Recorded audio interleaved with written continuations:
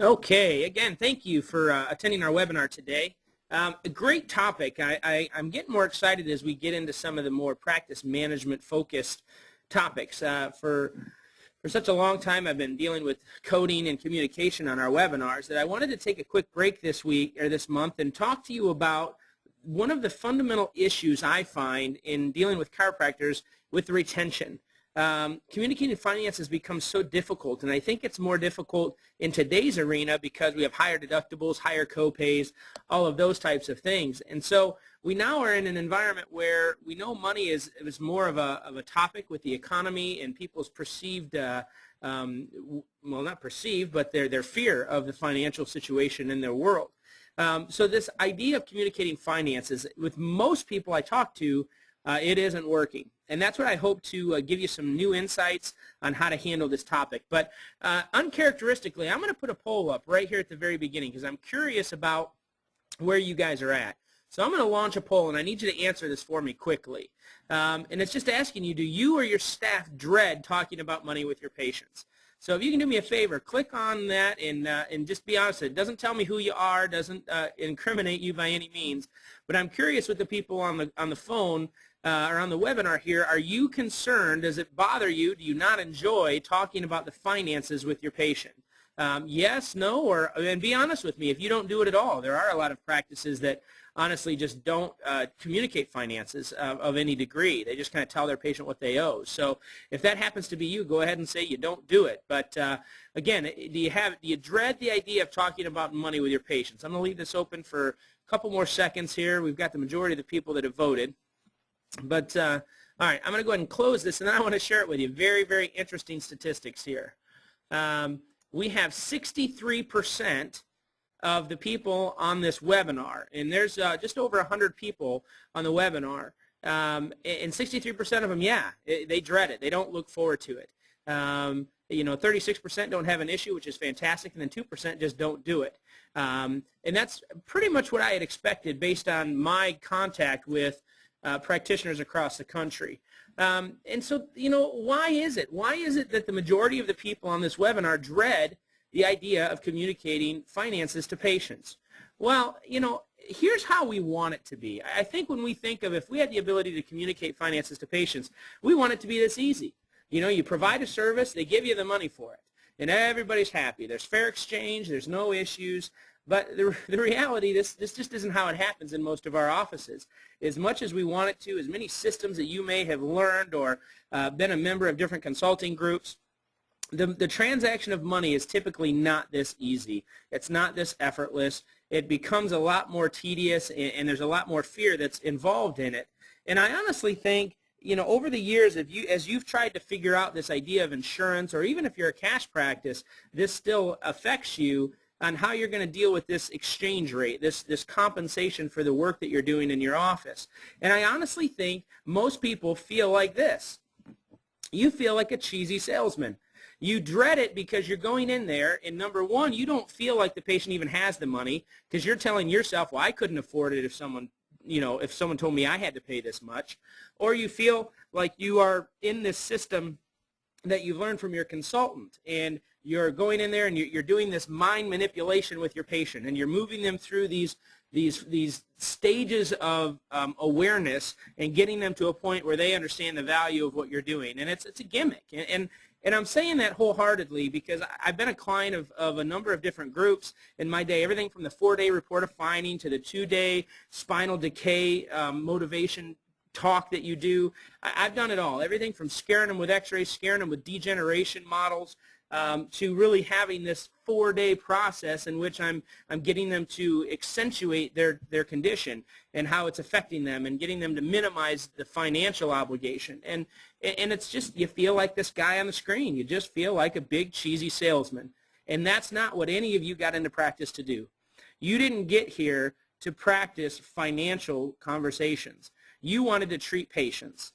And then what you found when you got into the business was that or when you got into practice, that there's a business side to it.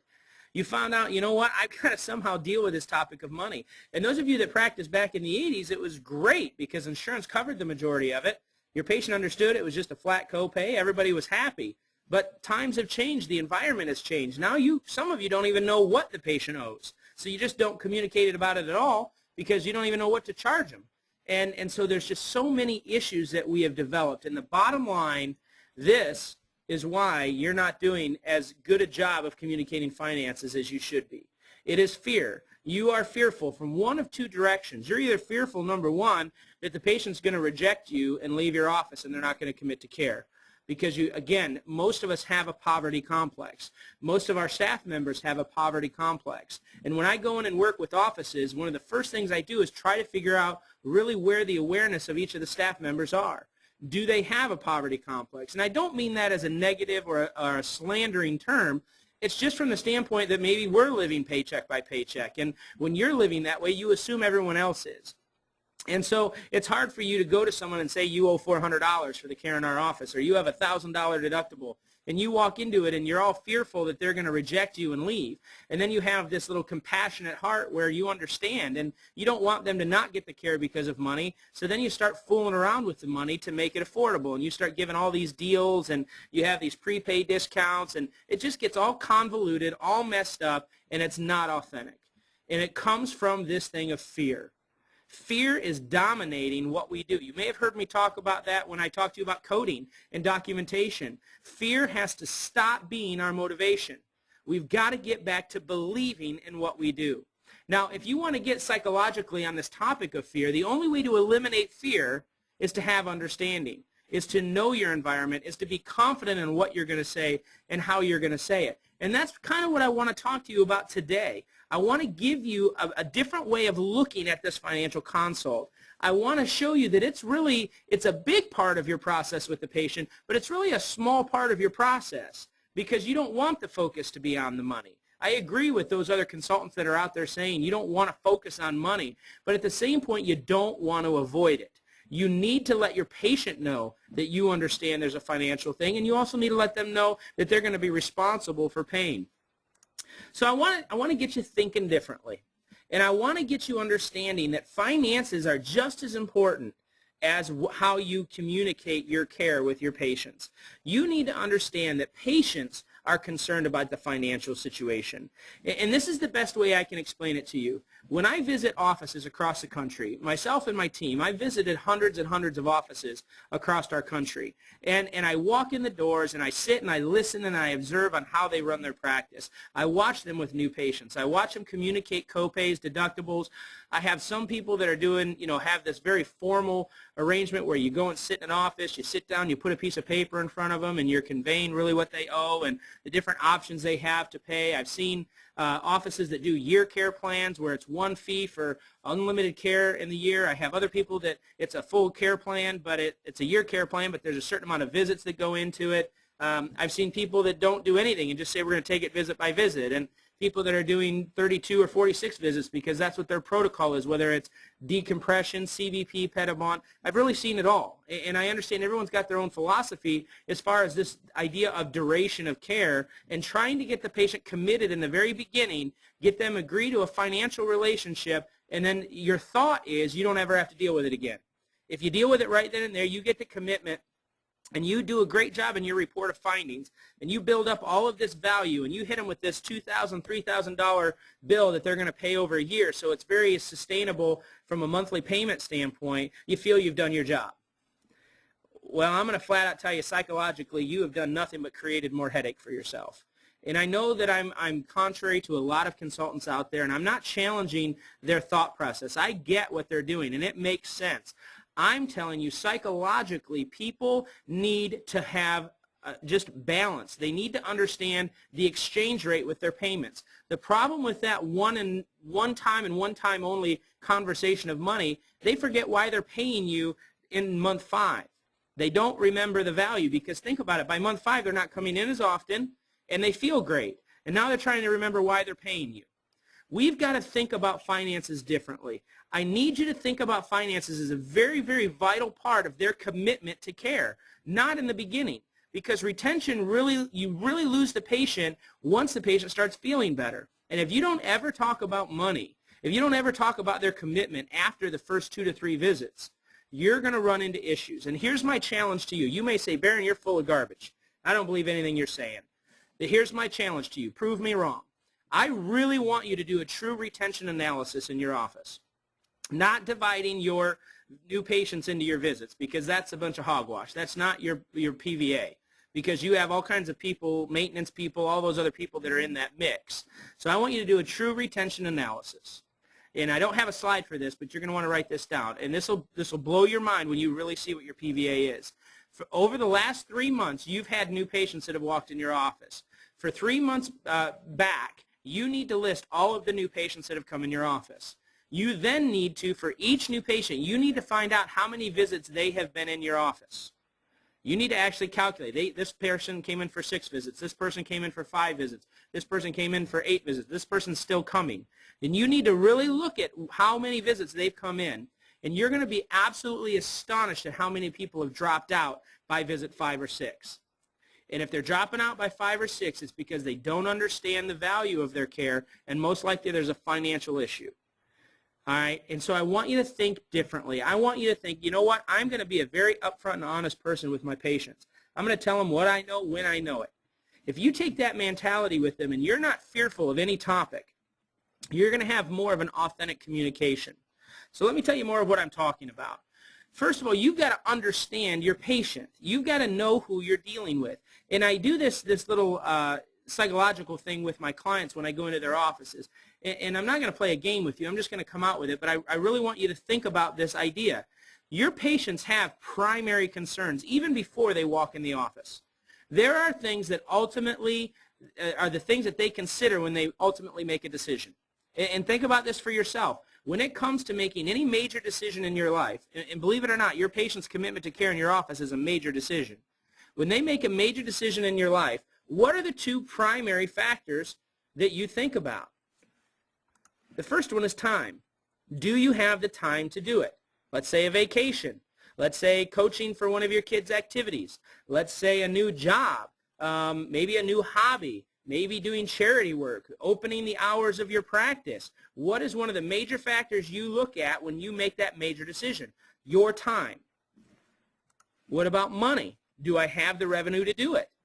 Do I have the availability and the money to do whatever it is I'm going to do? You need to start thinking of your patients the same way you make decisions. The problem is when you start communicating with patients, you're thinking of them as a physician. They don't have the knowledge you have. That's why, you know, a lot of consulting groups and a lot of people have tried to get you guys to do all this education with your patient in the report of finding. Now remember, guys, I was a psychologist before I got into doing what I'm doing here. I've been in the chiropractic industry for 11 years. And prior to that, I was in psychology. So when I look at these things, I'm looking at them at the patient's ability to process what's being told to them. And I'm going to tell you right now, if you spend all of your time in your report of finding educating them about chiropractic, you're wasting your breath. They cannot retain it. So you've got to start thinking about the patient from their perspective. What do they want to know? What do they need to hear from you? And believe it or not, time and money is more important than if you can help them.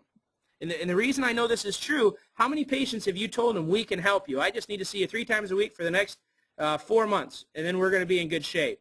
And then they turn around and walk out your door. See, if the ability for you to help them was the primary thing to make their decision, our patients wouldn't leave because we're very confident in our ability to treat patients. But that is not the primary concern.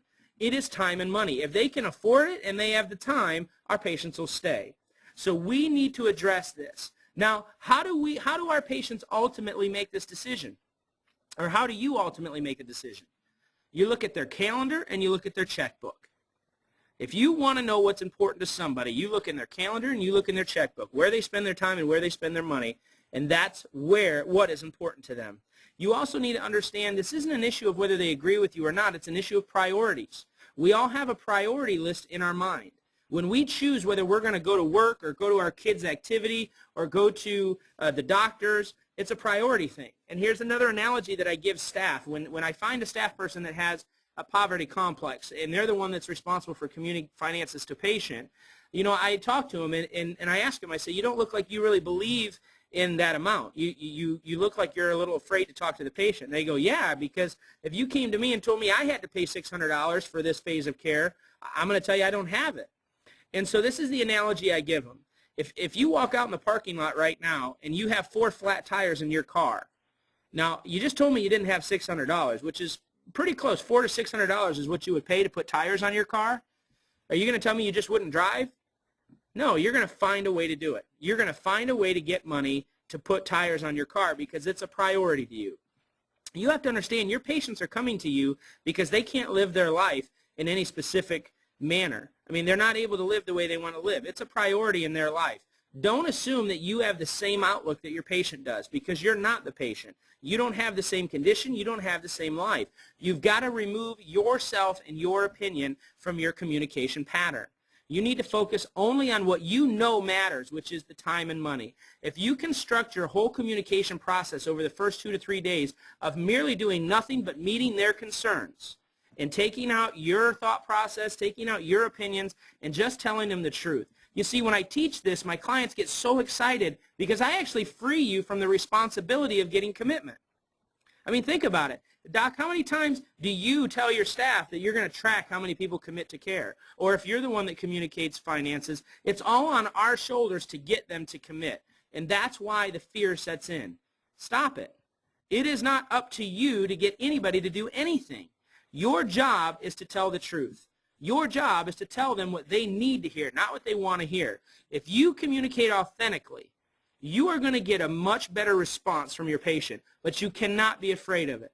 Focus on their concerns and tell them the facts. Now, that leads us to the next topic, which is, do you have the facts? All right? You need to communicate with a purpose. Stop playing games. And yes, I'm going to go out on a limb, and I'm going to make some enemies here. I don't care who you are a client of, what group. Stop reading scripts. Stop being somebody you're not. Now, people tell me all the time, Bharon, man, you say that so fluently, and, can you write that down for me? And my answer is no, because I don't want you to be me. You can't say it the same way I can say it because I'm saying it based on what I personally believe. You have got to communicate to your patients with a purpose. Stop trying to turn them into chiropractors. Just tell them what they need to know to make their decision. That is it. They don't need to know about sympathetic, parasympathetic, autonomic. They don't need to know about that stuff in day 1, 2, or 3. Now, hear me. I'm not telling you don't need to educate them later in their visits, but they don't need to know that stuff on day 1, 2, or 3. That is stuff they should get as you continue to talk to them from visit to visit, because the reality is they won't hear you because they don't believe you yet. When will they believe you? Think about it. When will your patient hear what you say and take it as gospel? Once you get them feeling better. I mean, just think through it in yourself. I could come to you and say, listen, if you hire me, I'm going to turn your life around, give you a Mercedes, and do all this stuff. Now, you may say yes, but you don't believe a word of it. But when I pull up to you with a new keys to a car and a keys to a new house, now I'm golden. You're with me because I've actually backed up what I said I was going to do. That's when you hit them with the education. You hit them with the education once they actually start feeling better. Because I don't care how good you think you are at communicating, it doesn't sink into that patient until they actually receive the results you told them they received. So you've got to start understanding how the mind works and communicate with a purpose. Reduce all of the time you're spending with your charts and going over discs and all that kind of stuff, and just explain to them, listen, my job is to allow your body to function the way you need it to function in your daily life. That is what I do. Chiropractic is nothing more than giving the body the ability to function.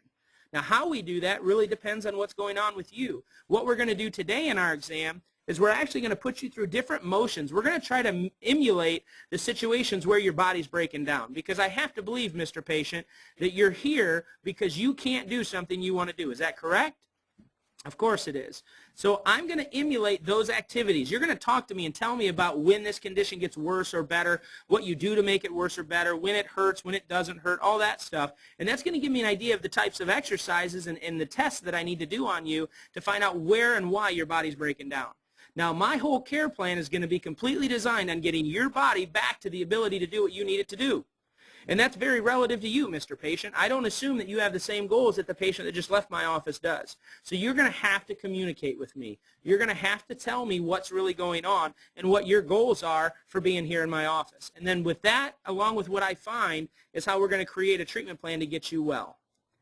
That's it. I mean, you really don't need to go any deeper, because now I've communicated to them based on their needs. They just need to know that I hear them and that I understand what's going on, and then I'm going to hit them with time and money, which I know are their ultimate decision factors.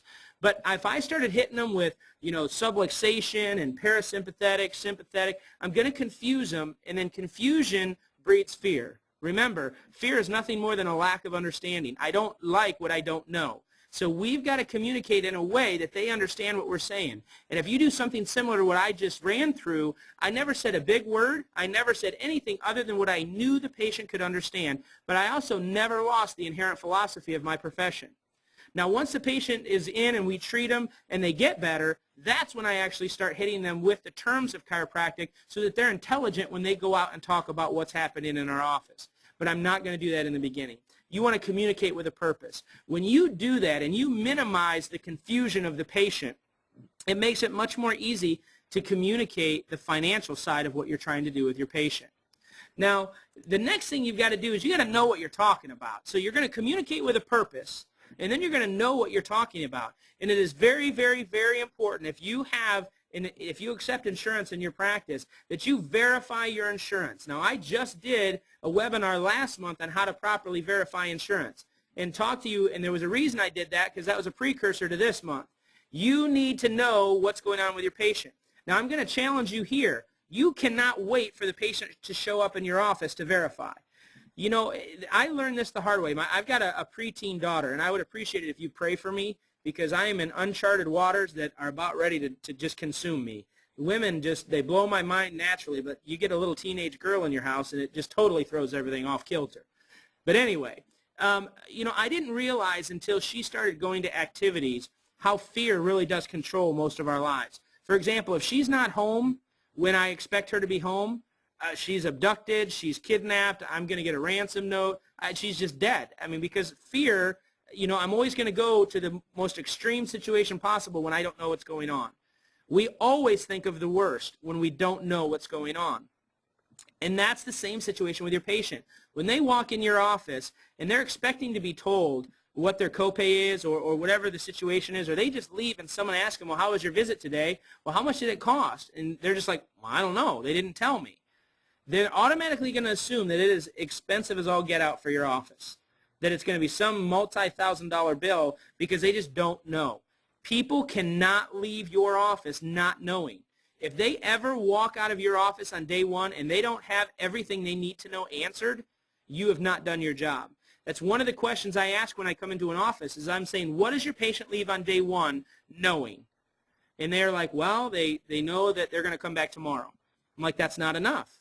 What did they know about today? Did they know that you can help them? Did they know what they had to pay for today? Did they know that we're going over the full care plan finances tomorrow? Do they know that they're in the right place? These are things you need to sit down with your team and say, what does my patient know when they leave on day one? And you need to make sure you have systems and procedures in your office to ensure that the patient should know that when they leave. Part of that is the finances. And how can you accurately communicate the finances if you don't verify the insurance prior to them coming to your office? So you need to verify the insurance. You need to find out what their deductible is, what their copay is, so that when you sit down with them on day one, you can ask them, or you can tell them rather, this is what your insurance is, and this is what you owe for today. You should never, ever, ever, ever, ever let a patient leave your office on day one without paying something.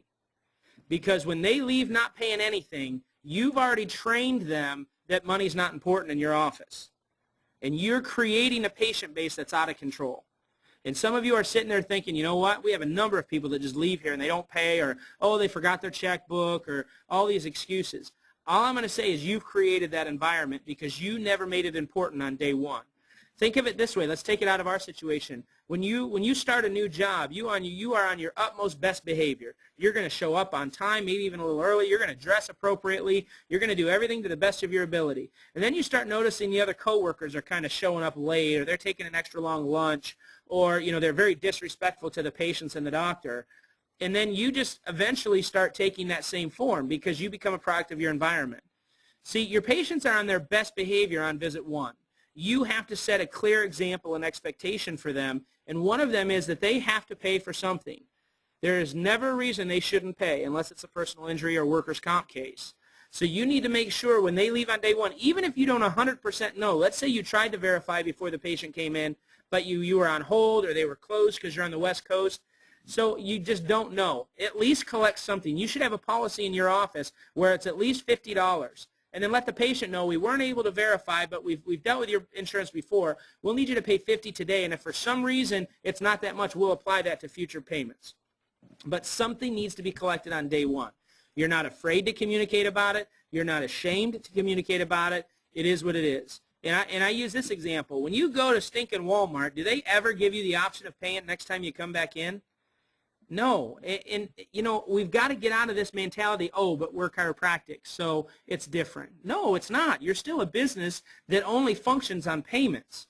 So don't be ashamed or afraid to do it, but know what you're talking about. Always have a reason for why you're asking what you're asking. And if you verify your insurance, if you have a policy that in the event you can't verify insurance, that it's this minimum, then you're going to be in much better shape.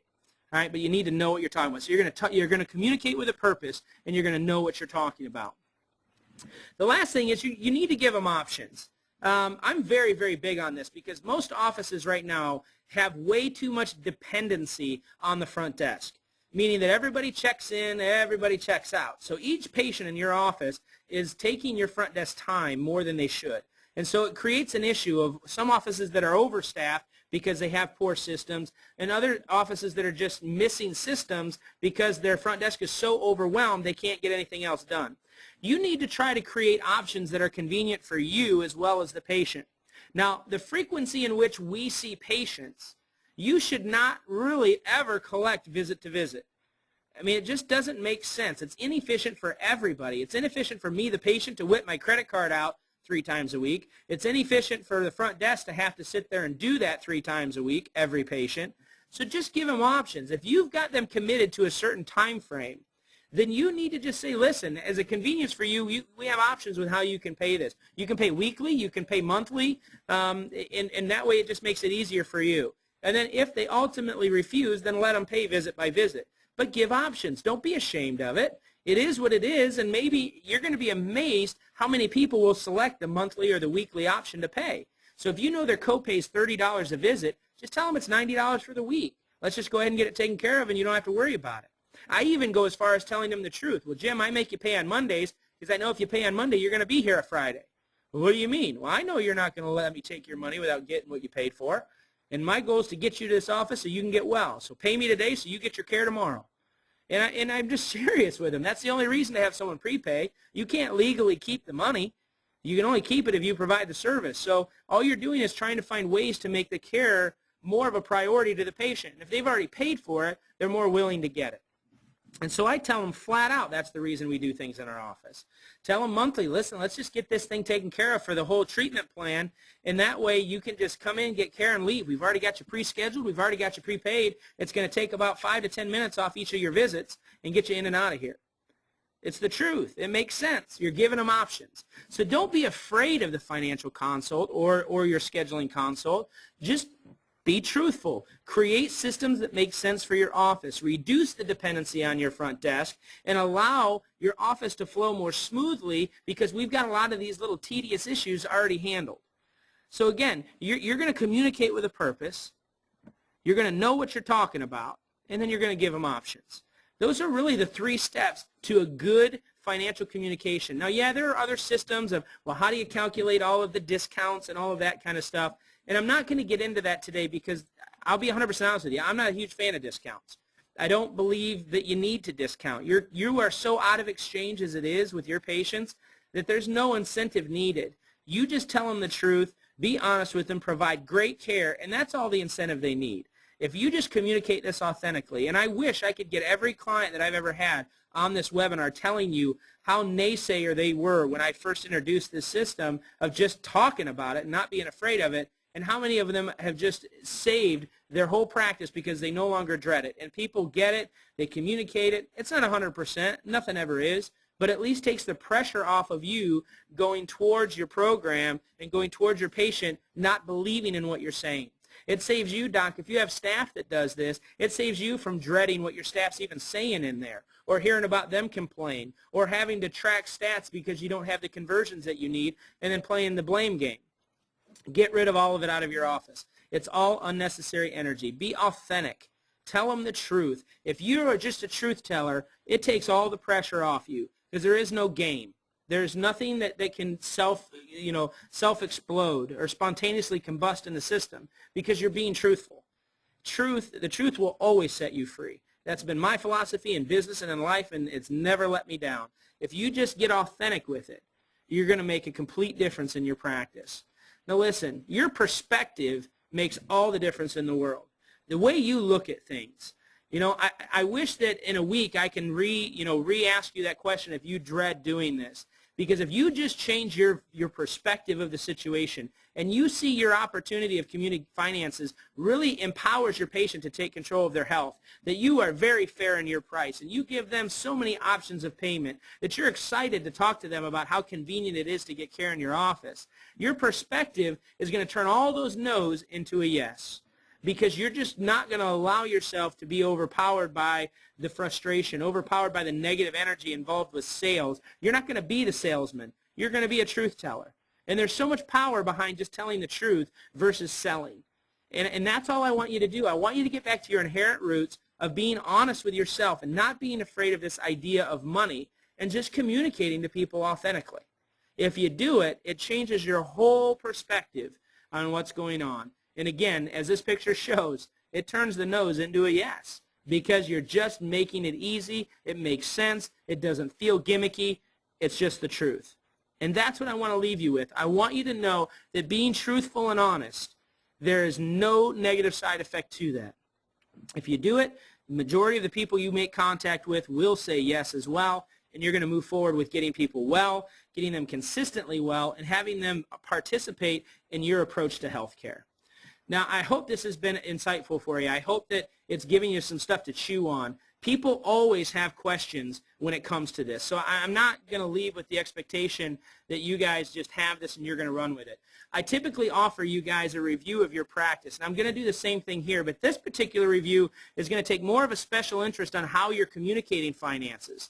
So if you want me to review your system and give you free advice on how you can maximize that a little bit better, and then we'll also take some looks at some of the other stuff you're doing as far as your coding, and I'll just give you a regular general practice overview. But the people on this particular call, it's going to be different than anything I've done before in that we really are going to be looking at how you're doing your financial communication as well. So I'd encourage your staff to be on this call should you choose to do it. So like I always do, I'm going to pop up a poll here, and you're going to say yes or no.